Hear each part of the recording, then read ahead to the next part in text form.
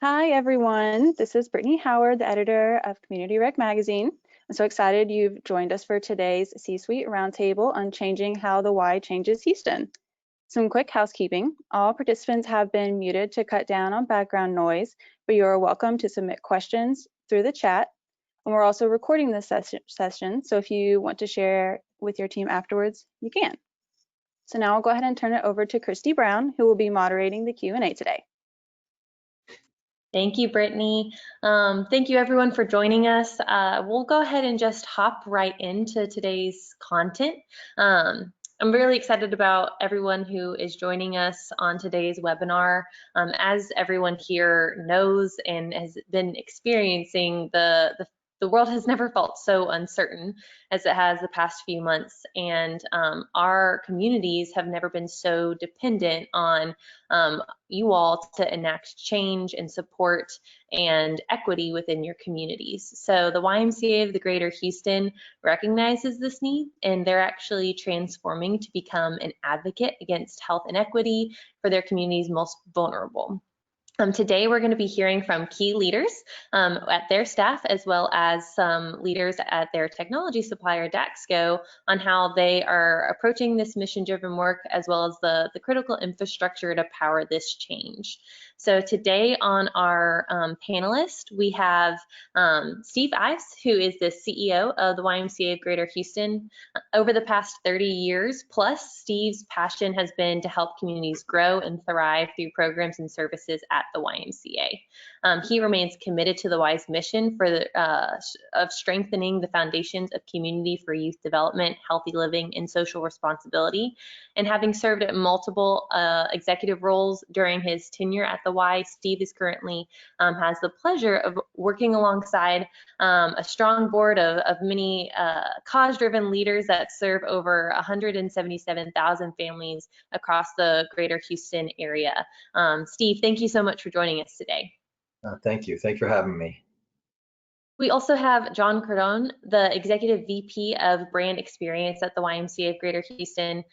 John has strategic planning and vision at the top of his mind. He is adamant that that will propel social growth, and he has a strong and experienced background in fostering and develop teams to help impact millions of lives.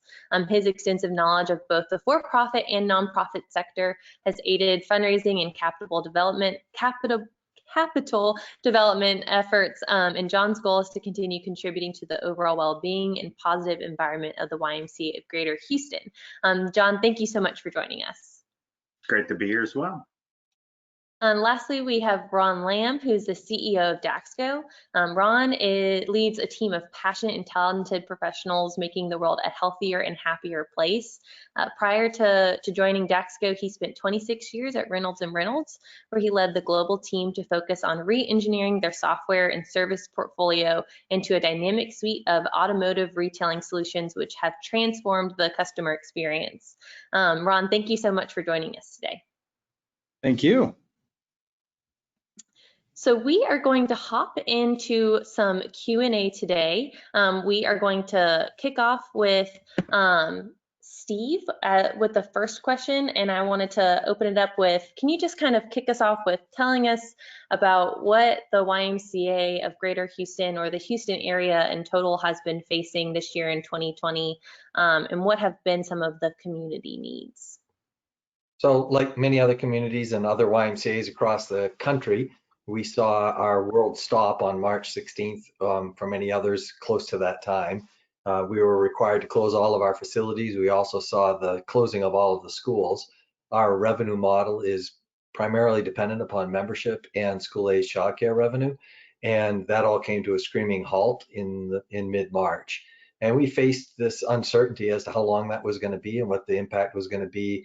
But most importantly, what our greatest need was going to be of the community was going to need for us to be available and stepping up for the community. So what we early witnessed was a problem or a challenge in the food distribution system, where there was plenty of food coming into the city, but limited capacity to be able to get food out and in the backs of cars in a safe manner. And so we redeployed a number of our staff members into the food distribution network. We also recognized very quickly that parents who had school-aged children suddenly were faced with no place for them to go. Schools were closed, and a need for, in many instances, for them, because they were emergency personnel or essential care, that they needed to go to work but had no place for their children. So those were the two highest needs initially that popped up. That has just transitioned over time to people's interest in and desire to continue on fitness and wellness activities while they can't be outdoors. So thus the launching of a virtual platform. And then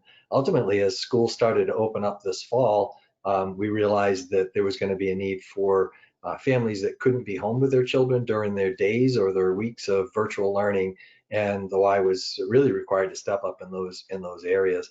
On top of that, folks facing severe economic crisis for their families. We were very concerned about people losing their rents, and in addition to not being able to find the food that they need, not being able to have a home over a roof over their head for their families. So very substantial issues facing us. I think, unlike other parts of the country, our unique part of the Houston community is how important gas and oil is to our economic engine here. And so in the middle of this crisis, the shutdown of our city and our community and our economy, we also saw a severe drop in oil prices. For perspective, for those who aren't from the Houston area, just a drop below $30 of a barrel of oil has ramifications that are pretty profound. There are many layoffs that happen, and a sort of a shutdown, screeching halt of the city. So we really had a both and happening, and a particular challenge for the Y to step up at that time. Yeah, I think that's an interesting and unique scenario with the oil. As far as the tie to Houston, you've been with the Y movement for most of your career. How did the needs of Houston vary in any other ways from past communities you've served? Well, I think, I've served in the Northeast and also in the Midwest, and the needs are still always the same. People need food, people need care for their children, people need an opportunity to stay healthy and recreate, and people need a roof over their head. So I would say the needs are very, very similar. I think just the ramifications of the economics of the community, as well as the psychology, if you will, of the community might be a little bit different. Yeah. Can you discuss with us, because I really want to dig into the vision you have for your YMCA. I feel like it's definitely revolutionary.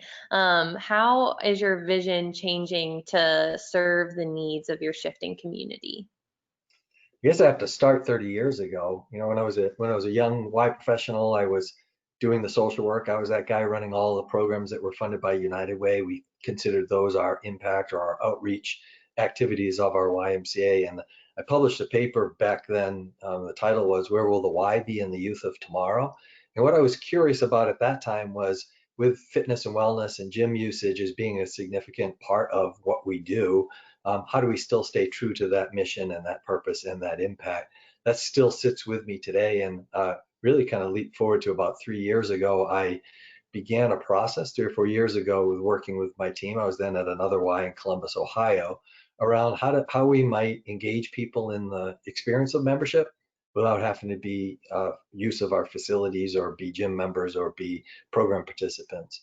The idea is that there's a whole subset of our community that might be donors, might be volunteers, might like the Y, but don't have the opportunity to actually experience being adjacent to our work, being connected, being a member.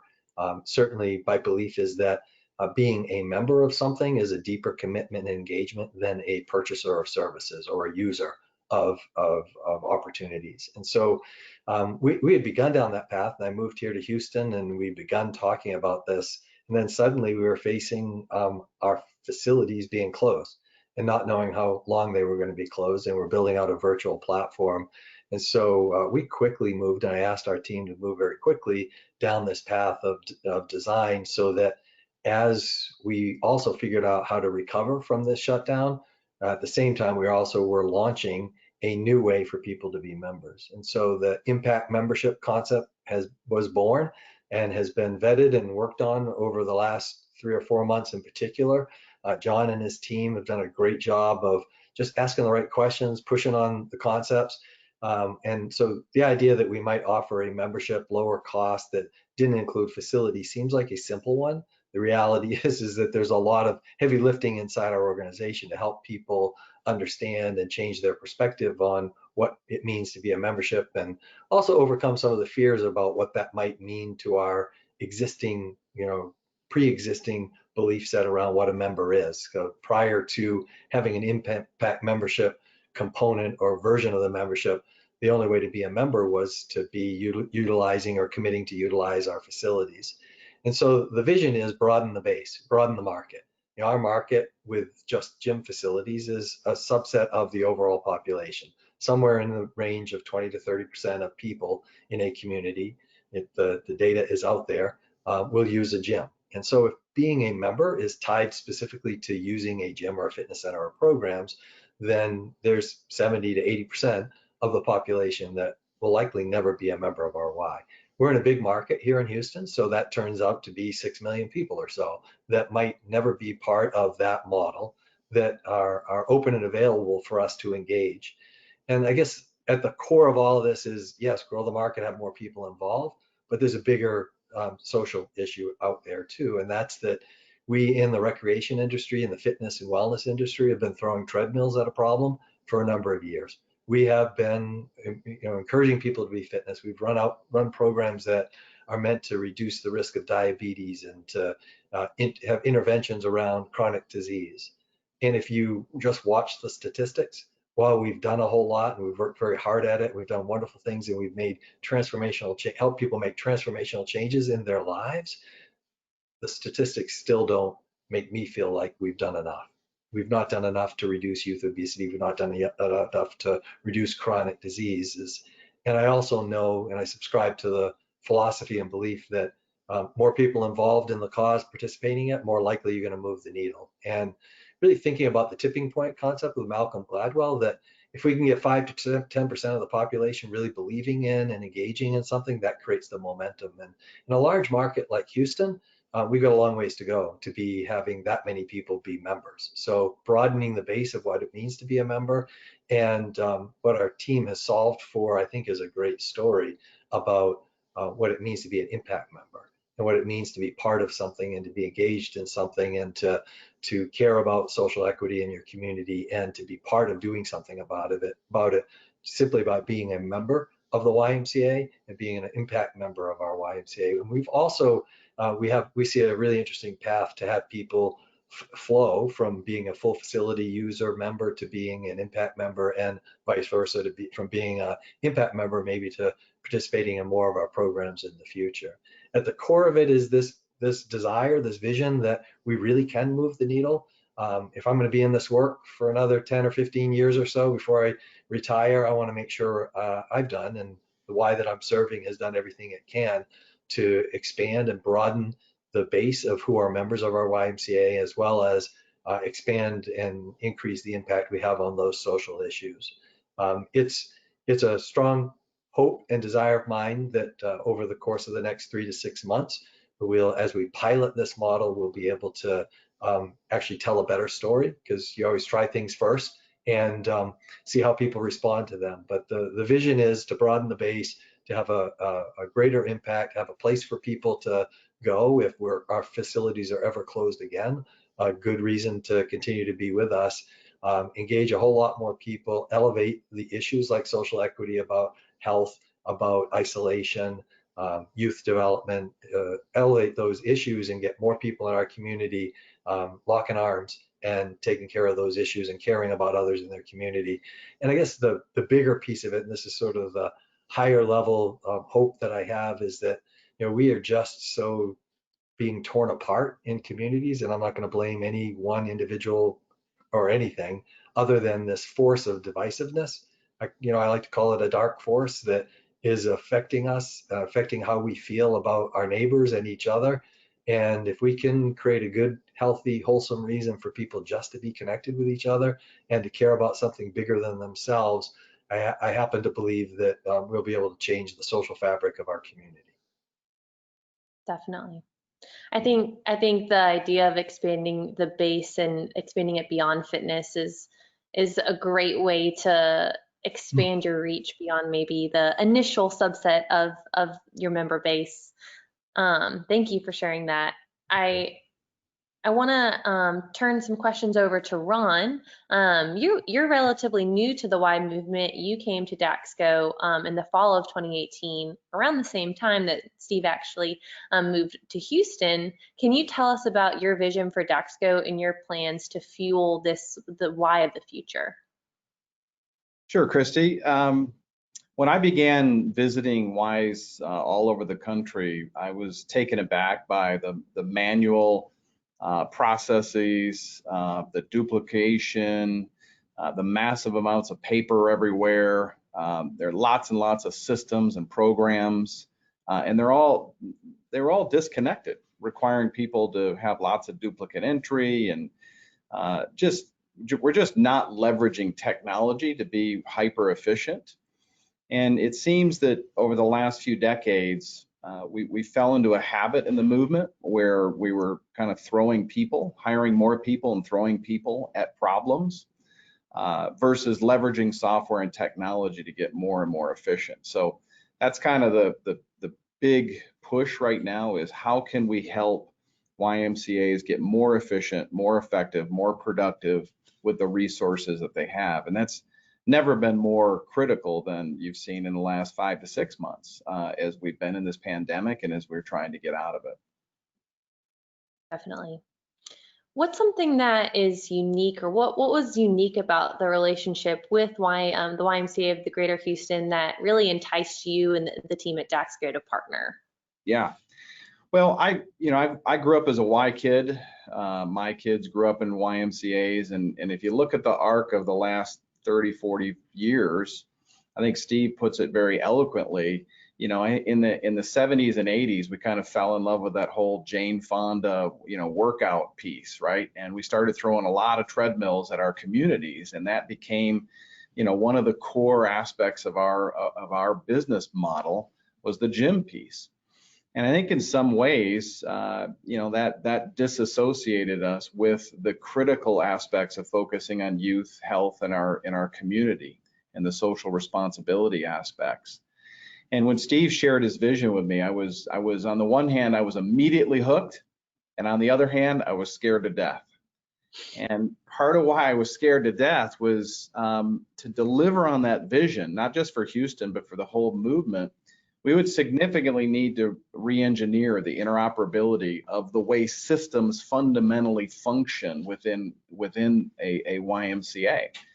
Most situations, we look at digital marketing disconnected from our website, disconnected from our member management system, and separate from all these other pieces. But to make this work, to pull it off, all of those things have got to work in concert. And that requires a significant infrastructure investment in APIs and triggered business data elements, et cetera, et cetera, et cetera. And we had just launched the Mission Acceleration Suite. We bet the farm 2 years ago on a brand new platform. And so part of why I was scared to death was, boy, here I am, the new CEO. We've spent a ton of money and investment in this new thing. And now the new thing needs a serious upgrade to deliver this. But frankly, in my heart of hearts, I feel my work at DaxGo is part of a bigger calling for me personally. And when I sat back and I said, look, this has got to get done. This has got to get done for the health and wellness of the Houston area, but really for the movement as a whole. And I looked around, and it didn't look like any other organization could step up to that. And so why not DaxGo? And we rallied the team, and they took it as a tremendous challenge. And I'm still pretty scared, I got to be honest, but we're going to get it done. Awesome. I'm excited to see it come together. John, now that you have Steve's vision in your mind and you guys have your marching orders, how does your team plan to bring this to life? Yeah, I'd like to tell you it's going to be a simple approach, and it's going to probably take a lot of wine, but I think what it really takes for us is a real entrepreneurial spirit. I mean, Steve has casted a vision I think that many of us have longed for, so we're just excited about that opportunity to breathe life into it. And I think otherwise, it's also a willingness to take a big risk. This work, as we know, to try and transform not only the way we do things day to day, but to transform the perception of the community around the Y. You've got to be willing to take risk, and you've got to be willing to fail a lot. But, I think there's probably 3 or 4 significant things that I would leave folks with is one, that we, meaning we, our team, our volunteers, our staff, our community has to get our heads around that this membership is a mindset, not a product. It's a way, it's a philosophy. It's not a widget, as Steve pointed to. It's going to take a phased approach. It's going to be rinse and repeat, learn as we go, learn as we go, learn as we go, and be willing to modify. And then I think there's the whole mechanical part of it. And that's where I think DaxGo comes into play. I mean, any membership, as you know, but particular membership of this kind takes entire new infrastructure to support it. So as Ron alluded to, a CRM that's fully integrated, a really experienced team, a real personalized plan and approach, because impact membership is not about a product. It is about what's the problems that we're trying to solve in the community. Website, because that's going to be our front door. That's going to be our engagement strategy. So when people engage with us, we have to tell the story. Staff, we've got a very, very talented team in Houston, and I'm really excited, and it's on their backs. And then just ongoing engagement. So the way that we're looking this is how to draw people into this vision, into this movement, is we've got to personalize it. We've got to engage them on a continued basis. So again, how do we continue to inform them about the great work that we're doing? And then again, I think why we're here today is in aligned partnerships. We need partners that also believe in this. And then I think second to that is just casting the vision of a marketing plan. This is going to be a completely different approach, right? So it's this transactional versus this transformational work. People know the why, it's a recognized brand, but we lost our way, somewhere between the 1800s and the 1990s. Not in a bad way, but we've evolved. Now we're trying to re-educate them in a very, very different way. And so when we talk about transformational work, Steve talked a lot this, it's elevating the conversation around social isolation. How do we end isolation? How do we fight inequality? How do we inspire children? Remove limits and barriers for individuals, and all the other great work that we're doing. And then I think what really is going to be interesting about this is then how do we plan for each individual audience that we're working with? We're going to have to talk to our staffs one way. We're going to have to talk to our volunteers and our members. And that's where that infrastructure comes into, really to be critical. And then, from the learnings, it's about adopting and pivot quickly, right? Pivot seems to be the big word. And so, we're utilizing a lot of data to make very, very quick and fast decisions on how this message is resonating, not only with our internal stakeholders, but external. And then I think I'd leave it with stay the course. We truly believe that this is the future. I think the days of traditional wellness programming or to compete on the wellness or on a virtual platform, I think it's going to be far and few between. And I think, as Steve alluded to, I think people are longing for something bigger and broader of what they currently are experiencing. And there's 6 million to 7 million people out there that we feel that we can engage in this work. So I'd say stay the course. A lot of shoulders to stand on, but we feel that this is going to be our future. That's awesome. John, you were pretty heavily involved in the decision to renew with DaxGo for another 5 years. How does DaxGo plan to come into the fold to really accomplish this? Yeah, and this took a lot of thought from our team, and we, as I stated and Steve has stated, this is a long-term strategy for us. This is not something that we're going to try for a couple months and see it. This is wired into the fabric of our organization. So as we looked at partners, we needed the right partner to bring this vision alive. And we've had a great relationship with DaxGo. I think it's been more on the transactional side, but looking at their entire suite and their portfolio, how did we need to bring this vision alive? I think they've been able to demonstrate. And I think the first question we asked them, even before we got into the negotiations of the agreement, is, do you believe in the vision of what we're trying to do? Because if you don't believe in the vision, then there's other folks out there that we can evaluate. And they convinced us, and they demonstrated, and they said that they believed in it, and they were able to put the support team together. And, you know, I think the other thing that we talked a lot about is that we truly wanted to find the user market. We wanted to find the experience that people engage with us. So again, they believed in that process. They shared it with us. They brought it to life, and I think we're in a good place. And, you know, the one thing that I've learned about them as I've met their whole team is they've got a really talented group of folks. And, you know, Ron being at the helm, you know, he shares in that vision, and they've been able to demonstrate throughout their organization as they've built our proposal together that they believe in it, and they have the talent to deliver on it. And like I said, in order to do this, you need the right infrastructure to support it. So whether it's the CRM, whether it's data analytics, whether it's the website, you know, for the most part, I think we're there, and we've got a really nice plan in place. Awesome. So I know that this is a long-term strategy, so it will take some time. What are some of the next steps with DaxGo to get this continued momentum going? Yeah, so it's the beauty of it is a 5-year plan, right? So as Steve said, is that this is not something we're going to be able to solve overnight, but you know, we've got a pretty robust 90-day plan that's going to give us some really good data. And coming out of that 90-day plan, and the data is going to tell us a bunch of things, right? It's how are people engaging in the vision? Is there an adoption rate? Are people going to the website? You know, are they having a better experience? All the things that we want to accomplish. And that 90-day plan is really then going to say, based on that, which we're hoping for, is then how do we accelerate this? How do we accelerate this experience to really go after the rest of that market? So, you know, again, the beauty of this is, you know, sometimes we go to market with a product, but we forget about the infrastructure. So as part of that 90-day plan, it's that solid house in order to deliver on this. So again, we're going to look at building the foundation so it's a great experience.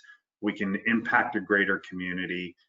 We can enhance the user experience as people engage with us. We can get really, really good data, and then we can aggressively test the market in a very, very quick and methodical way. So yeah, really excited about where we're going. I think the next 90 days is going to tell us a lot.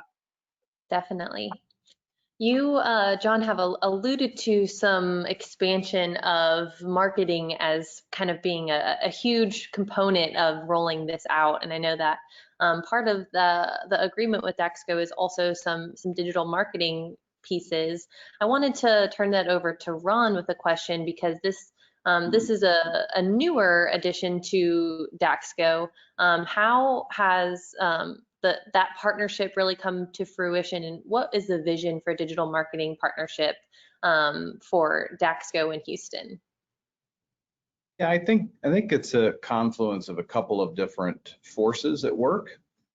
So in another business within the DaxGo portfolio, we've got about 600 digital and website customers. So this is something we've been doing for years. We just have not chosen to enter into the YMCA market up until last year.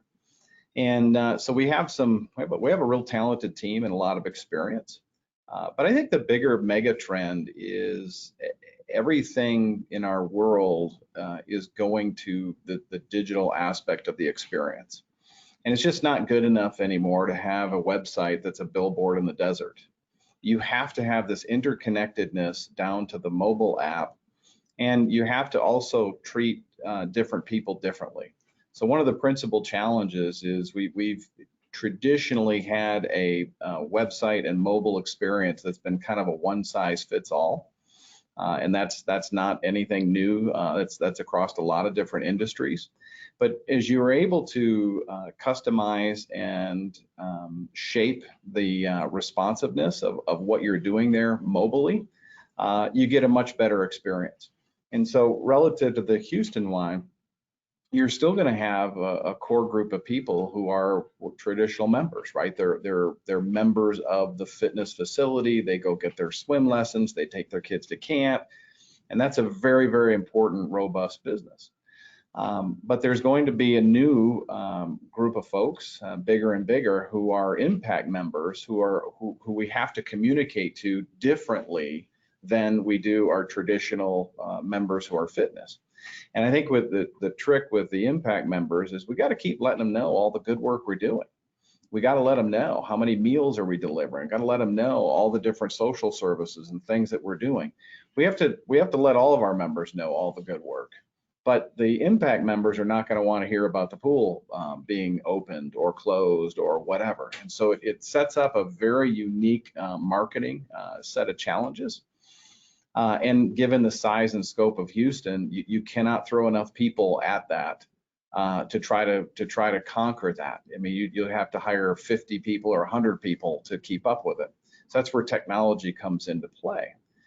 So I think it's a bit of a confluence of things. Is we've got this robust, talented people that we've been doing this for a number of years, and then the mega need that you're seeing play out in Houston needed to bifurcate and communicate differently to their different communities, and then frankly, a lot of us here at DaxGo feel this is the wave of the future.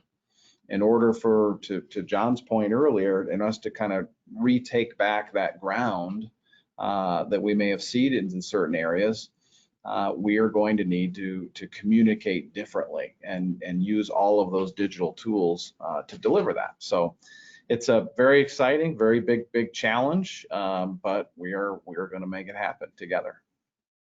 Hey, Christy, I would also add that, we've been on this treadmill as YMCA professionals of the deal of the month, the waive the joiner fee period, the add kids free, all of the specials that we offer to entice people into our building. And I think one of the opportunities, we've already had such a shrinking of our overall membership base, and we're building from that base to retrain the market and retrain people who join us about why they're joining us. And this ability to target specific markets with specific messages for them that should entice them in, and then have digital learning happening, so we know if those regions of the city or those demographics respond to that kind of an appeal.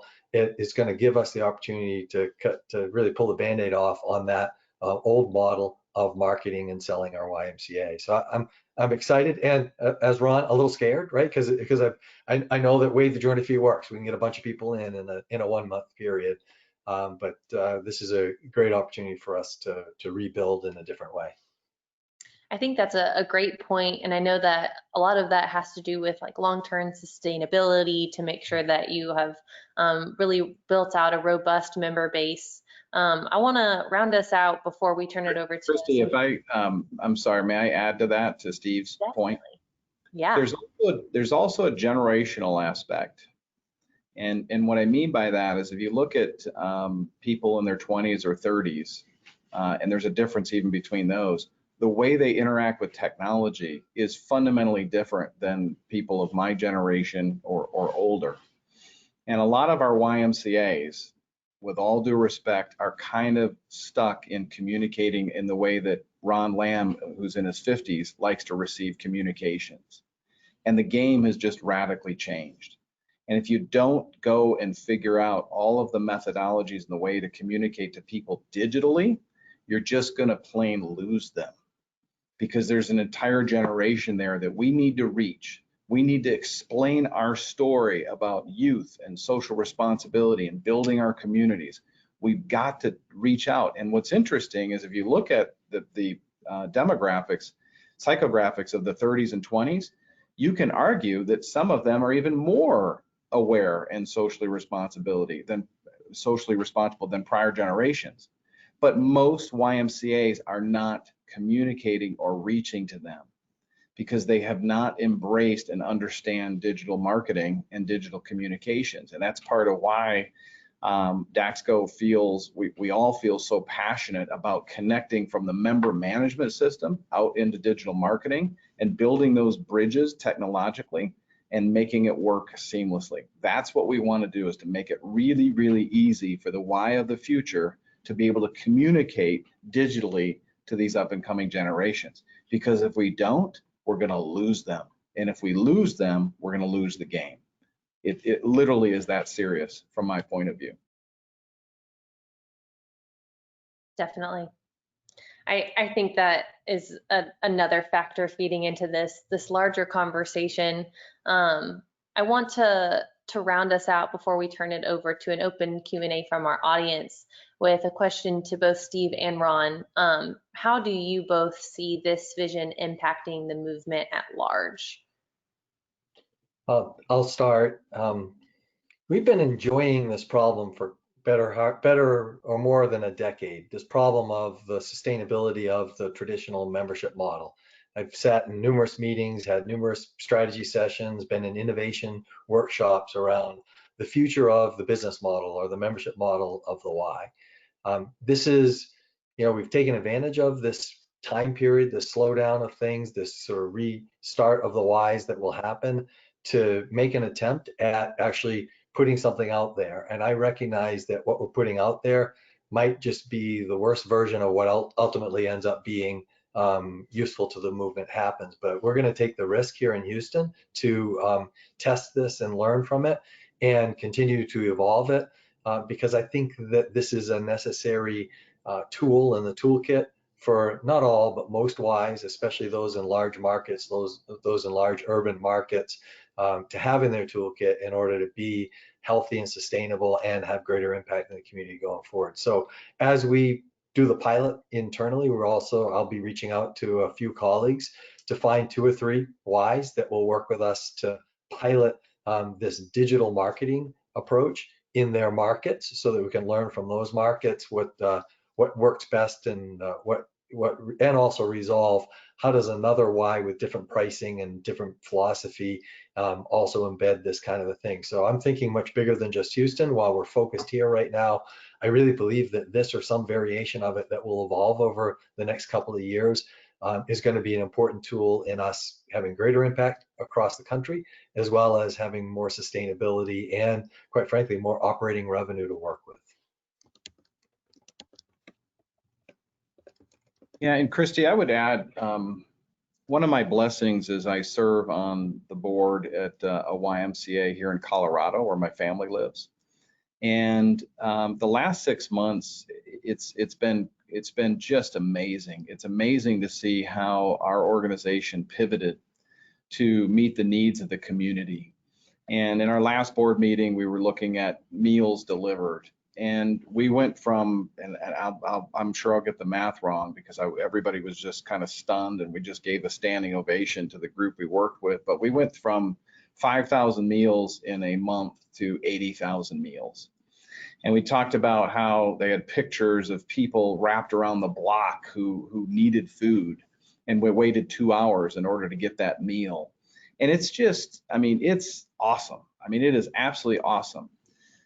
Then we went to the rest of the board meeting and we looked at our financials, and like just about every other YMCA out there, our memberships are down 30 to 40%. We got a ton of cancellations and holds, and the revenue profile just doesn't work. It just simply doesn't work when we've lost all of that robust kind of what I would call more fitness and camp. There's a very robust camp system. It's just brutal. And like a lot of YMCAs, we're going to sell a facility in order to generate cash so that we can continue to survive and thrive. I talk to CEOs all the time who are making similar tough decisions. And when I take a big step back and I think about what Steve has been sharing with me the last year or two, I think about, wow, if we can fundamentally change that business model, and if we can create a carve out space where people can join the Y as an impact member, where they're just, look, my funds, the way I want to be a member is to impact the community. And if we can build a big enough network of that becomes absolutely transformational on a scale that's almost really hard to fathom. It also gives us a great buttress because I don't know when the next crisis is going to happen. I mean, we're not even out of this one, for crying out loud, but I can guarantee you another one's going to happen. That I can promise you. And so if we can do that, we can make sure we shore up the sustainability of the movement, but more importantly, we can build our communities, and we can invest in the inner city, and we can invest in our kids. There's so many things that we can do that's not just a byproduct of the revenues we receive from fitness and camp and childcare. It is a core aspect of the Y, that you can become an impact member to drive youth, community, social responsibility, and these things, or whatever your individual community needs. And I just get super, super excited about the small role DaxGo is playing in order to enable those communications and the digital marketing and connecting with that younger generation. But I think this is something we may look back on in a couple of decades and see this as in the great trajectory of the YMCA and what it's meant globally is kind of a wow. We kind of got back to our roots, and I just see this as a moment in time that we have to seize, because I think the transformational potential is literally incalculable. Hey, Christy, I would just add that, I look at this and think that on a national level, this represents another $250 to $500 million of revenue that doesn't require us to build another building or to, add any more equipment and nominal amount of infrastructure and support staff. So seeing that as a possibility for me gives me hope in the future of our Y, and an idea that kind of revenue could be produced by the movement that could then be funneled right back into the good work that Ron was just talking about. Food distribution, things we're funding ourselves, free childcare for kids in poor communities, and access to health in communities that can't typically have them. We've tried to build Ys in low-income communities and fund them with the surplus of other Ys. I think it was great value. I was very much supportive of that, but not, really having an impact in those communities means we need to fund things and make them free for people, not expect people to be able to buy a membership or pay for services in a number of the communities we serve. So I'm very, very hopeful about the possibilities and bullish on the opportunity for the overall movement, but still focusing here because we got to get a lot of things sorted out and squared away here in Houston first.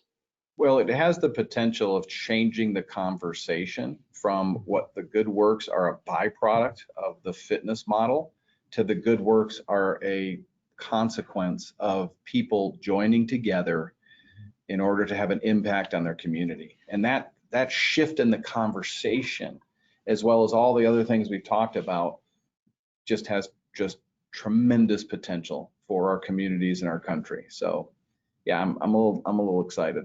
I'm also scared, but I'm excited. It's gonna be great. I'm excited as well. I'm gonna go ahead and turn it over to Brittany, who has been manning the Q&A to open it up to the audience. Thank you guys so much for sitting through my questions, and I will let the audience take over from here. So Brittany, are you there to take over? Yes, absolutely. Great discussion, everyone. It does look like we have a few questions, so I'll go ahead with the first one. So the first question, is the marketing and 5-year plan proprietary, or will you be sharing with the movement? So I can tell you that, my belief set is nothing's proprietary in the Y movement. We are a movement. And so we'll be happy to share things along the way in terms of what we're learning. We've already sent our marketing materials out to a number of different Ys that were interested. And I believe that the network needs to be experimenting on the messaging. Yeah, and I would add to that another aspect of what DaxGo is doing is to package and make this extensible to our smaller Ys. About half of DaxGo's YMCAs are less than 3 million a year. And so we've got to figure out a way that we can create digital marketing packages to serve the smaller YMCAs in the smaller communities. So that's also another prima facie aspect of what we're doing in partnership with Houston. So that's part of the long-term strategy. Okay, great, thank you. And the next question, can you explain the impact memberships more? So I'll give a little bit more detail and then let John jump in to fill in any gaps. When someone signs up, it's always the question, what do they get? And we've been really wrestling with that because part of that's tied to our old model of what transactional membership is. What access to facilities, what programs do you get? And so we've really tried to focus it on a couple of things. You get to be part of a community. You get to get regular messages about ways you can engage with community and have a feel good about the good work that's happening in the Greater Houston area. You get to volunteer and engage and participate you get to have a voice through some of our listening sessions and input sessions about the good work that's happening. And the idea is that you also get to have access to other Y programs should you ever wish pretty seamlessly. And this is where the bigger part of the partnership with DaxGo comes in. We haven't spoken a whole lot about is, but we're building the infrastructure with DaxGo so that someone who's an impact membership with a click of a button and the filling of a box can transition to being a full facility member and just have their monthly amount change. The idea is that you have access to all of this stuff pretty quickly and you're engaged and you're part of it. We're going to do some things like really tie for an impact member what results are happening for other families in the community. So you'll get messaging about a kid who got to go to camp or that got access to childcare, or a big brother, big sister pair, they got access to the Y facilities for free as a result of your engagement with us. Similar to the buy one, get one, but with a unique component, because it's really about the experience that gets provided for other people. I like to explain to people, I know this is strange for us Y folks, but we're selling an experience and we're selling an engagement. And, people ask, why would someone want that? I just think people want more purpose in their life. I think that this energy and stuff that shows up around altruism when there's crises here in Houston, when there's a flood, people lay down their lives for others that they don't even know. And so it lies there latent. And I think that people are better off when they're more engaged in altruistic behaviors and with purposeful lives, and they gain individually from that, but the community also gets stronger. So that's the appeal and variations of that through the marketing outreach that gets personalized. Great, thank you, Stephen. There are actually 2 more follow-up questions on the impact memberships. So have you already launched this, and how have people received it so far? Soft launch with our board members who are not members, with people who are canceling. So we're giving them a place to cancel too, and some of our donor base. And we have about 800 membership units right now. And I'll call that sort of our foundation, early adopters. And, I guess we're only a month in, or a month or 2 in. We're hearing positive things from a number of people about some of the engagement activities. Like we had a town hall with myself and the chair of our board. We've also had some discussions, sessions, etc. So the early adopters are giving us lots of feedback, and they're, I would say, co-creating the experience with us. Okay, perfect. Well, those were all the questions that were sent in. Thank you all so much for taking the time to discuss today and then answer these questions. And thank you all who attended the webinar. So I hope everyone has a great rest of your week and a happy Thanksgiving. Yeah, thank you. Thank you so much. Thank you.